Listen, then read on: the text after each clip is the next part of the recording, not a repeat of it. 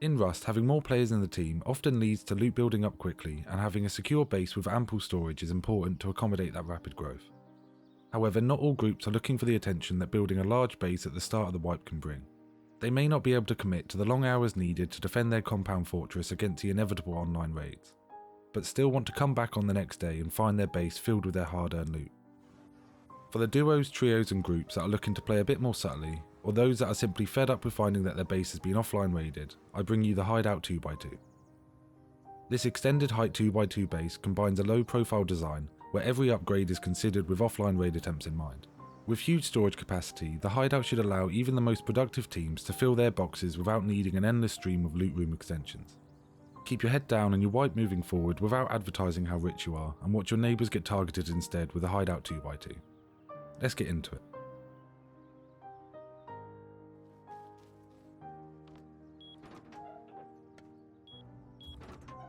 Coming in our standard airlock, we arrive at our bunker entrance with our jump up space to the left that takes us to the second floor.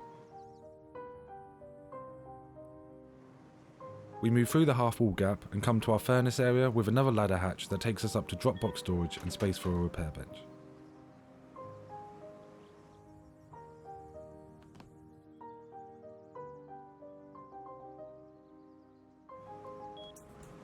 From here, it's into the core of the base.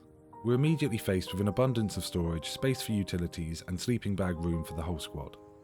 We have 2 main loot rooms, above head storage housing 11 large boxes, space around the edge for workbenches, a research table, and room on the walls themselves for additional drop boxes. With clear space through the core of the base and gaps for teammates to fill, this layout should allow you and your team to move freely and easily without sacrificing storage to do so.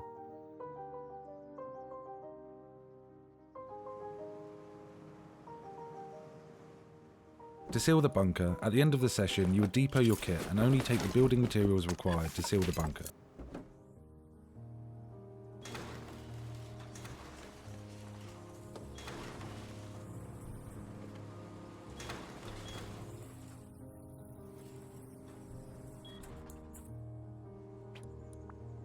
From the jump up we can place a half twig wall that we won't upgrade and then a triangle floor piece.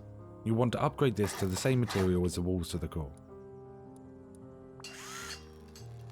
Now placed and upgraded, you respawn back on the bag inside of your base and log off for the night. Next time you come on, simply break the half twig wall to remove the floor stability and open up the bunker. Now you've seen what the core of the base has to offer, let's look at how to build it and eventually upgrade it further. Quickly, it's worth showing the plan. It's a relatively simple honeycomb 2x2 with a bunker entrance. However, when we come to fully honeycomb this and add further structures such as the entrance, the floor plan can extend up to this.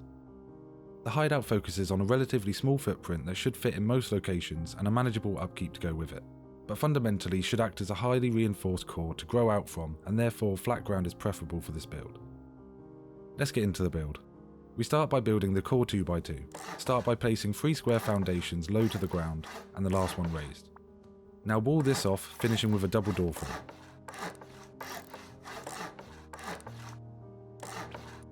Go back around the base, now placing half walls on top. Upgrade this all to stone.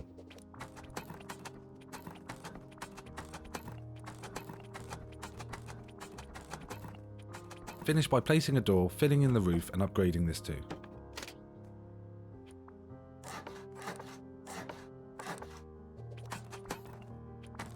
That's the core of the base. We'll now work to shape the inside. First, place your TC next to the raised foundation. Make sure you leave a small gap between the TC and the foundation, as them touching may prevent upgrading it in the future.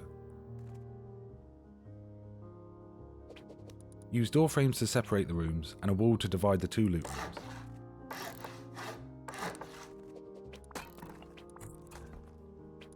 While temporarily unsecure, we'll leave the gaps above the door frames empty while we cook enough metal to craft the boxes that we'll place up there all in one go. For now, with the core set up, we can look to build the bunker on the front of the base, as this will provide a much needed airlock. Begin by placing 3 low triangle foundations followed by 2 raised to the right. These will be our airlock and our jump up. Wall this off and place the single door frames.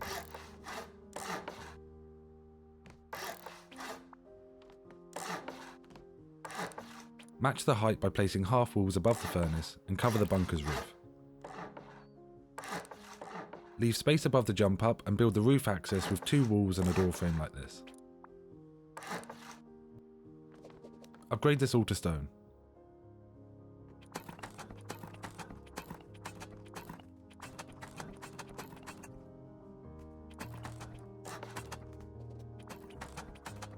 To place a final roof piece and door for the jump up, we'll place a furnace here.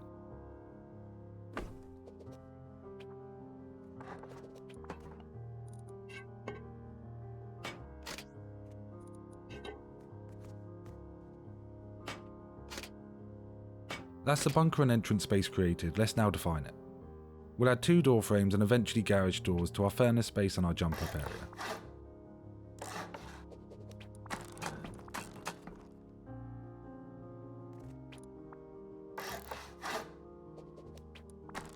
You can also now add the triangle frames that we will later fill with ladder hatches.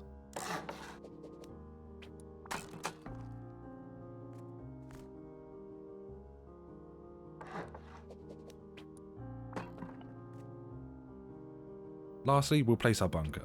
Place a half wall with a full wall on top, and then remove the half wall and upgrade the top. This can now be sealed and opened as shown earlier. To finish off this area, we'll place our remaining furnaces here, but before we do so, we can use one of them to jump up and place our starting drop boxes. 1 large and 1 small.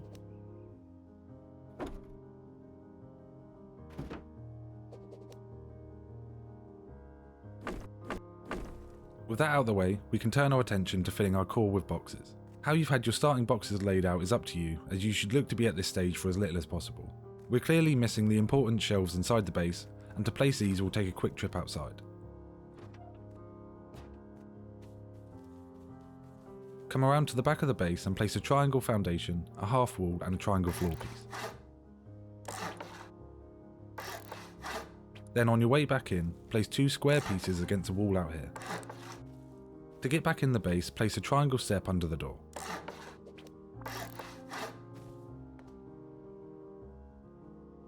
These twig builds should allow us now to place a triangle shelf through the wall in our secondary loot room and next to our TC. The others are fine to place and we'll do that now, upgrading them all.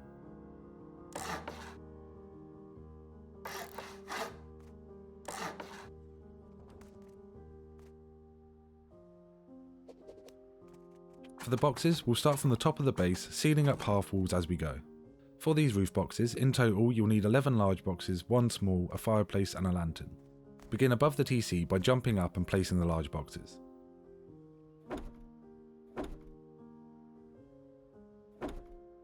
Once placed, seal up the room with a half wall facing out from our TC. I recommend upgrading this to metal straight away. Now almost in a reverse order, we'll place the next boxes above the workbench room. Placing the first box properly should leave the perfect amount of space for the next 2.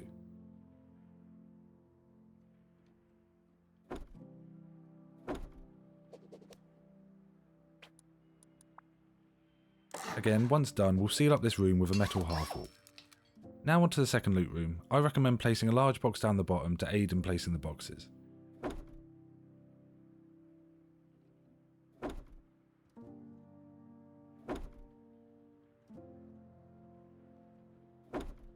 With the final roof space, we'll ultimately seal ourselves in here for maximum storage.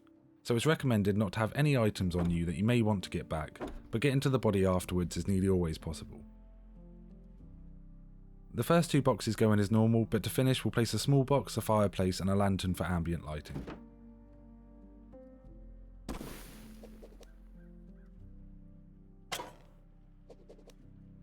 Once back down below, we can admire the ceiling of loot boxes before we work to fill the rest of the TC and loot room. I've also added garage doors to all of the door frames, as getting garage doors throughout the core should be an early wipe go anyway. Starting with the TC room, this is how I'd recommend laying out the boxes to provide the most storage, but it also allows you to get the most players in here at the same time. This is something that's important for those rekitting moments. The second loot room layout doesn't really follow the same theme, so lay this out as you wish. If you're an organised team, this will give you the most storage possible, but can mean that your team has to be somewhat orderly when getting to the back boxes.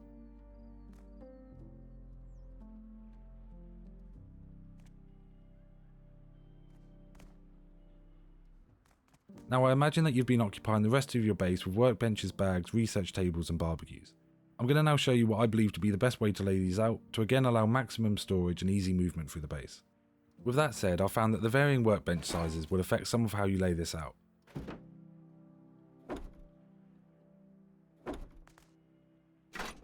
We now have a workbench and a research table but are missing a repair bench, so now is a great time to get the ladder hatches in place, as doing so will allow us to get a bench up above the furnaces but will also help us secure the area further. An awkward shimmy up here will allow us to place a repair bench flat against the wall, as well as 3 small boxes.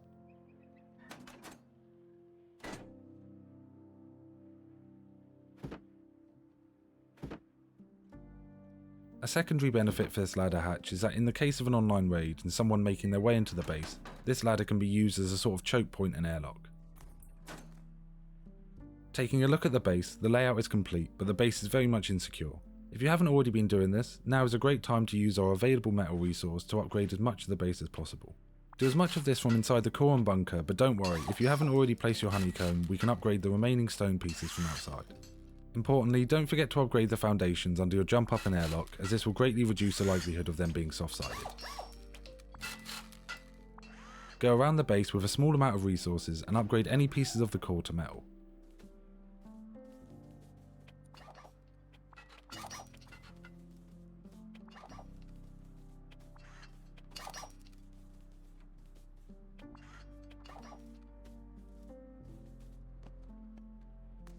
With that done, let's head to the roof and start working on honeycombing the hideout. Up here we'll stand above the 2x2 core and place triangles on the remaining edges and then upgrade them to stone.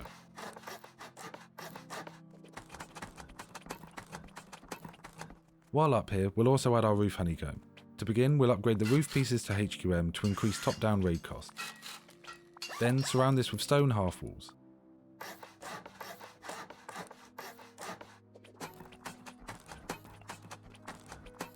Lastly, we'll add half walls inside the honeycomb and upgrade these to at least metal to prevent effective splash raiding.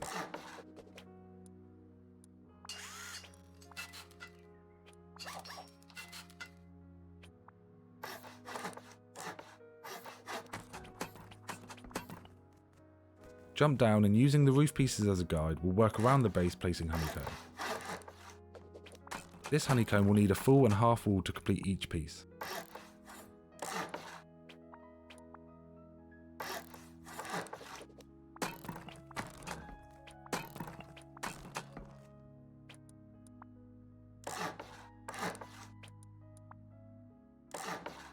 As we'll be sealing in these walls, now is the only chance you'll get to upgrade the middles to metal, and I suggest doing so.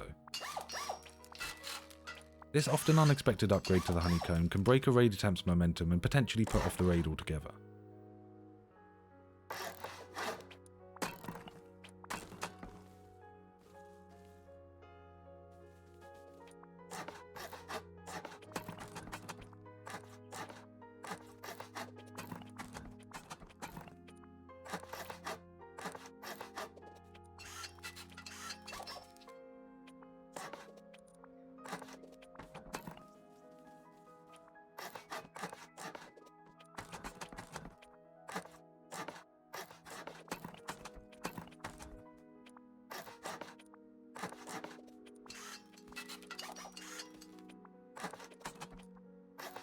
The core has now been honeycombed, but our bunker is still vulnerable, so we'll honeycomb that next and head to the roof to do so. To just honeycomb the bunker, we'll place 2 triangle pieces next to our airlock and furnace base, and we'll add a square on the other side of the furnaces. I've also upgraded the floor pieces directly above the bunker. While this is optional, for demonstration I'll also complete the core's full honeycomb by adding corner squares and triangles like this, effectively meaning that it's a minimum of 3 walls in all directions.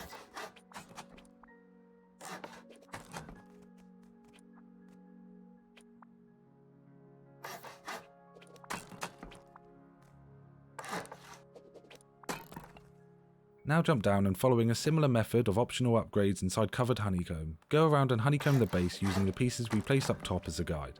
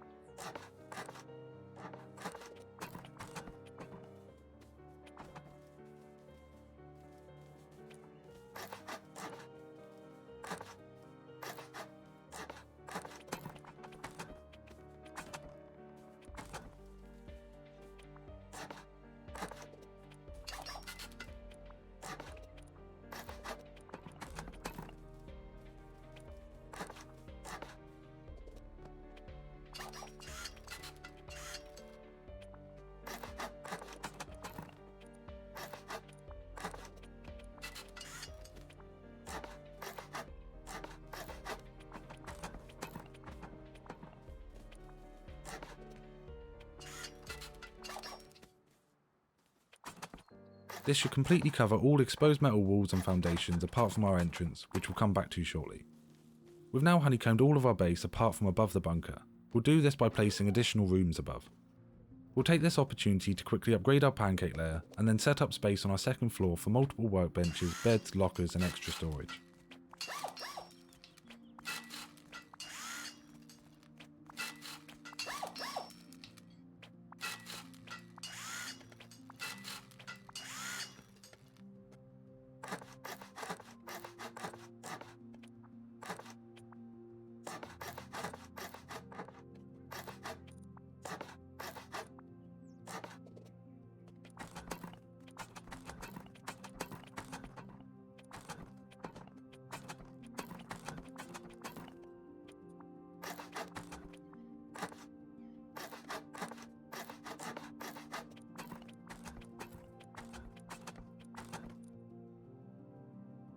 What you place in here is up to you, but by using the bunker's honeycomb as a guide, we can gain a lot of space while adding additional raid costs.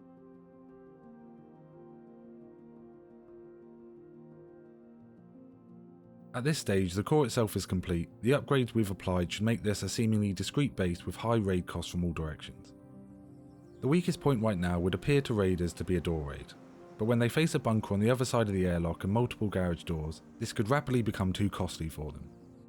If the prospect of a door raid is worrying, here you can see how a small entrance addition to the base can add multiple doors and garage doors between you and the raiders, and also give space for drop boxes and trading through shop fronts.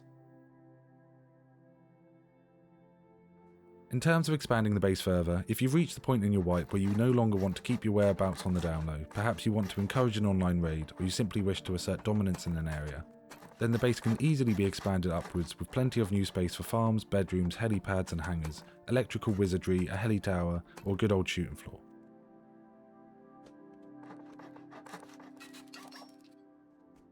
The sky's the limit, and with the hideout at the core, you can log off from a base filled with loot, knowing that you'll be pushing raiders to their sulfur limits while you and the squad catch up and sleep. Having spent a lot of my trio and quad wipes living in the hideout, I hope you too can enjoy the comfort that comes from a base that considers one of the biggest threats to your wipe, offline raids. While I tend to solo and smaller bases, I'm always looking to improve my group bases, so if you have any ideas, please let me know in the comments below. And for my last two build videos, I'm really enjoying hearing about you guys living in these bases, so if you do have any stories, I'd love to hear them. Also, as a side note, thanks to C&D Blood for giving my Lalo base a go in his latest wipe. This was a massive fanboy moment for me, and I'll leave a link to that video in the description. If you enjoyed the video, please give it a like as it really helps spread it for others to see, and if you're interested in seeing more, a sub goes a long way. Thanks so much for watching.